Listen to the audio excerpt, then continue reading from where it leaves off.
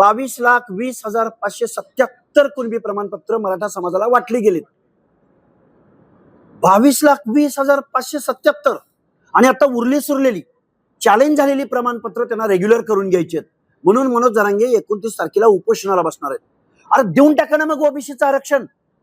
ओबीसीच्या बाजूनं एक माई चलाल बोलायला तयार नाही. ओबीसीचं आरक्षण कसं काही वाचू शकतं? वाचू शकतं म्हणजे जर मराठा समाजाला 10% एससीबीसीचं आरक्षण का दिलंय? थांबा ना 2 मिनिटं. एससीबीसीचं आरक्षण का दिलंय? स्पेशल कायदा करून. लेकरा बाळाचा प्रश्न आहे ना, गोरगरिबाचा प्रश्न आहे ना. मग एससीबीसीचं महाराष्ट्र शासनानं स्पेशल कायदा करून का आरक्षण दिलंय? बरं ह्याच्या पलीकडे जाऊन देशभरामध्ये प्रत्येक राज्यामध्ये हा प्रश्न निर्माण झाला होता. गुर्जरांच्या बाबतीत झाला, जाटांच्या बाबतीत झाला, त्याचबरोबर पाटीदारांच्या बाबतीत झाला. अरे देशाच्या संसदेनं 103वी घटना दुरुस्ती केली आणि इकॉनॉमिकल विकर सेक्शन आरक्षण आणलं. ते का नको आहे तुम्हाला? गोरगरिबांचा लेकरा बाळांचा प्रश्न आहे ना. मग तुम्हाला आर्थिक बेसवर घटना दुरुस्ती करून आरक्षण दिले ते का नको आहे? आणि आम्हाला ओबीसी मधून पाहिजे. हा अट्टहास कशासाठी? कारण गावगाड्यातल्या ओबीसीचं जे नेतृत्व आहे, एखादा नगरसेवक, एखादा सभापती, एखादा जिल्हा परिषद अध्यक्ष, एखादा सभापती होतोय, हे यांना वरबाडून घ्यायचं आहे. गावच्या पोलीस पाटलापासून सरपंचापासून ओबीसीचा माणूस पुढे आला नाही पाहिजे. अरे तुम्ही सगळीकडेच आहे ना, पण आरक्षणाच्या माध्यमातून एखादा गावगाड्यामधला ओबीसी, मायक्रो ओबीसी एखादा पुढे येत होता, त्याला संपवून टाकायचंय तुम्हाला. म्हणजे ओबीसीचं आरक्षण महाराष्ट्राच्या मुख्यमंत्र्यांनी, उपमुख्यमंत्र्यांनी, मंत्रिमंडळाने, आमदारांनी सगळ्यांनी मिळून ओबीसीचं आरक्षण संपवलेलं आहे. या प्रश्नावर मी जाहीर आव्हान देतोय सरकारला आणि सगळ्या पक्षप्रमुखांना की तुम्ही आज रोजी ओबीसीचं आरक्षण संपवलंय. उदाहरणं पाहिजे असतील तर मी शेकड्यानं उदाहरणं तुमच्या परिसरातले मी देतो. सत्तेतल्या ओबीसींना आमच्या हार्दिक शुभेच्छा. तुम्ही जर ओबीसीच्या प्रश्नावर बोलणार नसाल तर ओबीसी याचा तुम्हाला सवाल विचारेल. 1948चा सेन्सस ऍक्ट आहे. बिहारमध्ये जो झाला तो सोशो इकॉनॉमिकल सर्व्हे झाला. छत्तीसगडमध्ये झाला तो सोशो इकॉनॉमिकल सर्व्हे झाला. या देशाचं संविधान असं सांगतं, 1948चा सेन्सस ऍक्ट असं सांगतो की इथं कास्टवाईज सेन्सस होणार नाही. आजपर्यंत इथल्या देशाच्या अनेक सरकार आली गेली, सगळ्यांनी ओबीसींची जातनिहाय जनगणना करण्याच्या घोषणा केल्या, आश्वासनं दिली, परंतु कास्टवाईज सेन्सस या देशामध्ये केला नाही कोणी. हा आमचा ओबीसींच्या संघटनांचा पहिल्या दिवसापासून ही मागणी आहे. मागच्या महिन्यामध्ये या महाराष्ट्रामध्ये 22 सभा लक्ष्मण हाकेंनी घेतलेत की जातनिहाय जनगणना झाली पाहिजे म्हणून. जेवढ्या माझ्या सभा झालेत त्या सभांचा आमचा सगळ्या प्रश्नापैकी पहिला प्रश्न आहे की जातनिहाय जनगणना झाली पाहिजे. माझा एकही बाईट अशी दाखवा, एकही सभा अशी दाखवा. माझा मोबाईल आहे, ही इलेक्ट्रॉनिक मीडिया तर खोटं बोलणार नाही की लक्ष्मण हाकेंनी 100हून जास्त वेळा जातनिहाय जनगणना झाली पाहिजे म्हणून आव्हान या सरकारला दिलेलं आहे. या महाराष्ट्राची ओबीसीची सब कमिटी त्यांच्या मार्फत जातनिहाय जनगणना झाली पाहिजे यासाठी माझा पहिली मागणी आमची जातनिहाय जनगणनेची आहे. कोणी आरोप करते त्यांना माझ्या शुभेच्छा आहेत. पण आज रोजी जातनिहाय जनगणना तर देशात होणार नाही, पण आज रोजी महाराष्ट्रातलं आरक्षण होणार नाही. याचं कारण असं, 1948चा सेन्सस ऍक्ट जातनिहाय जनगणना करायला अलाउच करत नाही. हे पुढारी सगळे बोलतायत, ते खोटं बोलतायत. महाराष्ट्रातल्या ओबीसी जनतेच्या तोंडाला पानं पुसतायत. राज्य मागासवर्ग आयोगावर मी रात्रंदिवस काम केलंय, अभ्यास केलाय. आभाळ्यातलं बोलणारा लक्ष्मण हाके नाही. जोपर्यंत 1948च्या सेन्सस ऍक्ट मध्ये घटना दुरुस्ती होणार नाही, या देशाच्या संसदेमध्ये विचार होणार नाही, तोपर्यंत जे पुढारी तुम्हाला जातनिहाय जनगणनेचं आश्वासन देतायत ते या देशातल्या ओबीसीना फसवतायत. ज्या दिवशी 2 सप्टेंबरचा GR निघाला त्या दिवशी मी फुलेवाड्यामध्ये जाऊन महात्मा ज्योतिबा फुले सावित्रीमाईंच्या प्रतिमेसमोर जाऊन GR फाडणारा लक्ष्मण हाके तुम्हीच ब्रेकिंग बातमी केली. अभ्यास वाढवा जरा थोडा. तुमच्याच चॅनलने सगळीकडे दाखवलंय. काय करावं या मुख्यमंत्र्यांच्या बाबतीमध्ये? लक्ष्मण हाकेंना हे मी पटवून देतोय, ओबीसीना पटलेलं आहे. 1 सप्टेंबरला ओबीसी येतील आणि जर नाही आले तर लक्ष्मण हाके सामाजिक चळवळ, राजकारण सगळं बंद करेल आणि घरात बसेल.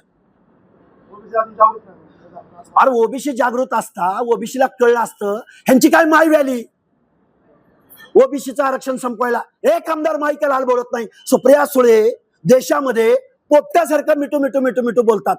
त्या सुप्रिया सुळेंनी मनोजदादा जरांगेंना किंवा मराठा समाजाच्या संघटनांना सांगितलं पाहिजे की इकॉनॉमिकल विकर सेक्शनचा उद्देश तरी समजावून सांगा. घटना दुरुस्ती केली, तिथं तुम्ही चर्चा केली, त्याचा उद्देश तरी सांगा. ज्या लोकांना आरक्षण देता आलं नाही त्या लोकांसाठी इकॉनॉमिकल विकर सेक्शन आहे. आमची पोरं गरीब झाली, आमची पोरं गरीब झाली, आमची लेकरं बाळ रस्त्यावर आली, त्या लेकरा बाळासाठी घटना दुरुस्ती करून इकॉनॉमिकल विकर सेक्शन का दिलं संविधानानं? ते का नकोय तुम्हाला? एससीबीसी, एकनाथराव शिंदे मुख्यमंत्री होते, देवेंद्र फडणवीस उपमुख्यमंत्री होते, अजितदादा पवार उपमुख्यमंत्री होते. तुम्ही कायदा केला 10% एससीबीसीचा, ते का नकोय तुम्हाला? तिथला कट ऑफ कमी आहे. ईडब्ल्यूएसचा ओबीसी पेक्षा मेरिटचा कट ऑफ कमी आहे.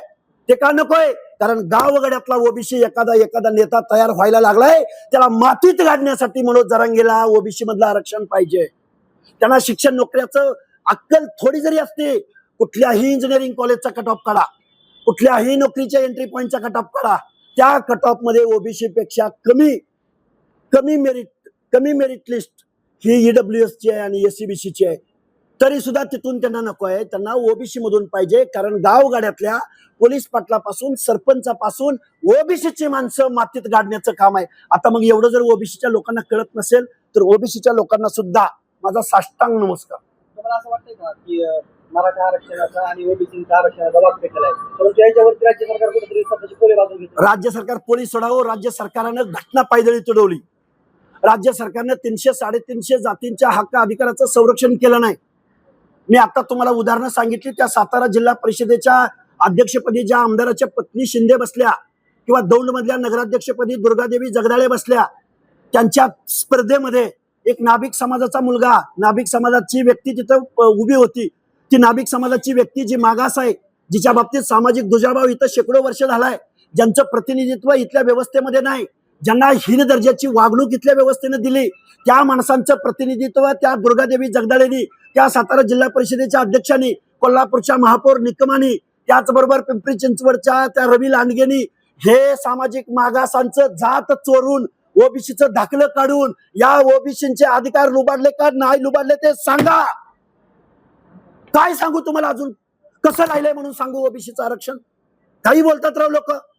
मुख्यमंत्र्यांच्या विरोधात बोलत नाही. कुणाच्या विरोधात बोललो मी? कुठल्या विरोधकाचं नाव घेतलं मी इथं?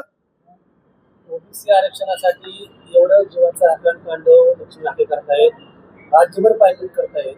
या सगळ्या पार्श्वभूमीवरती जो धनगर समाज गोष्टीमध्ये आरक्षणाची मागणी करतोय, ते मात्र अगदी सोयीस्कर भाजपनं थांबवले तर भाजपने याच्या. हे बघा, मला कायम हा प्रश्न विचारला जातो.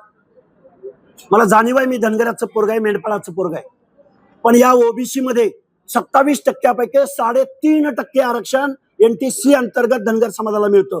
धनगर समाजाची, माळी समाजाची, वंजारी समाजाची, बंजारा समाजाची, लिंगायत समाजाची, तेली समाजाची, या मेजर पॉप्युलेशन असणाऱ्या या जातींची जबाबदारी आहे की गावगाड्यातलं हे 27% आरक्षणाचं संरक्षण करणं.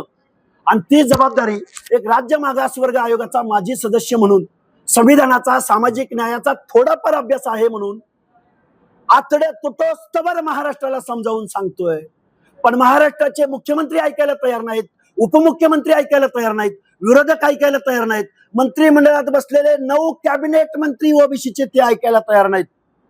असंच राहिलं तर लक्ष्मण हाके जीव सुद्धा द्यायला मागं पुढे पाहणार नाही. एक सांगतो, माझी सगळी भाषणं काढायची, सगळी भाषणं माझी काढायची, त्यात जर मी जात न्याय जनगणनेवर बोललो नसेल तर मी आज इथं तुमच्या सगळ्या मीडिया समोर माफी मागून मी माझं आंदोलन सगळं थांबवेल. ओबीसीची लोकसंख्या आता आपण बघितलं तर 12 कोटीच्या आसपास बघितलं तर आपण 8 कोटीच्या आसपास धरू. ओबीसी धरायचं नाही, मोजली नाही कोणी.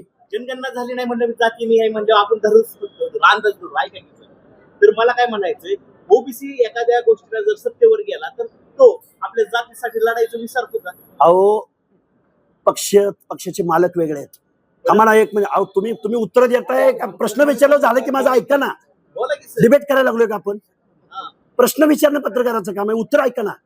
अहो, या व्यवस्थेमध्ये जर ओबीसी डॉमिनंट असता, ओबीसी संघटित असता, ओबीसी राज्यकर्ता शासनकर्ता असता, त्याची जेनॉलॉजी राज्यकर्त्याची असती. अरे हा गुलाम आहे, हा व्यवसायात अडकलेला आहे, तो डोंगराच्या कुशीत अडकलेला आहे. अरे पक्षाचे मालक कोण? तिकीट वाटणारे कोण? पैसे वाटणारे कोण? कारखानदार कोण? कसा ओबीसी त्यांच्या स्पर्धेमध्ये टिकेल? विषय असा आहे, ही लोक लीड करू शकत नाहीत. निर्णय प्रक्रियेत त्यांचं प्रतिनिधित्व हवं म्हणून त्यांना प्रोटेक्ट केलंय ना संविधानानं. पॉझिटिव्ह डिस्क्रिमिनेशन अडॉप्ट का केलं संविधानानं? कारण या लोकांना नेतृत्व करता येत नाही, त्यांना सामील होता येत नाही, म्हणून त्यांना प्रोटेक्ट करून पॉझिटिव्ह डिस्क्रिमिनेशन अडॉप्ट करून त्यांना रिझर्वेशन दिलंय. सुप्रियाताई, बोलावं कधीतरी तुम्ही. सरकारनं लक्षच नाही दिलं आणि तुम्ही मुंबईत गेला तर तुम्ही उपोषणाचा किंवा इतर कुठल्या गोष्टीचा अवलंब करणार आहात. हे बघा, 1 सप्टेंबरला पुणे जिल्ह्यामधल्या दौंडमध्ये तिथून जो ओबीसी मुंबईकडे निघेल पाटसमध्ये, हे महाराष्ट्रातलं आंदोलन नसेल, देशभरातलं नव्हे, जगभरातलं सर्वात मोठं आंदोलन असेल. हे मी आत्मविश्वासाने तुमच्या समोर मांडतोय. हजारोंच्या गाड्या, फक्त या आजूबाजूच्या 3-4 तालुक्यातल्या 1000 गाड्यांची नोंदणी आतापर्यंत आमच्या बरोबर झाली. मागण्या काय असतात?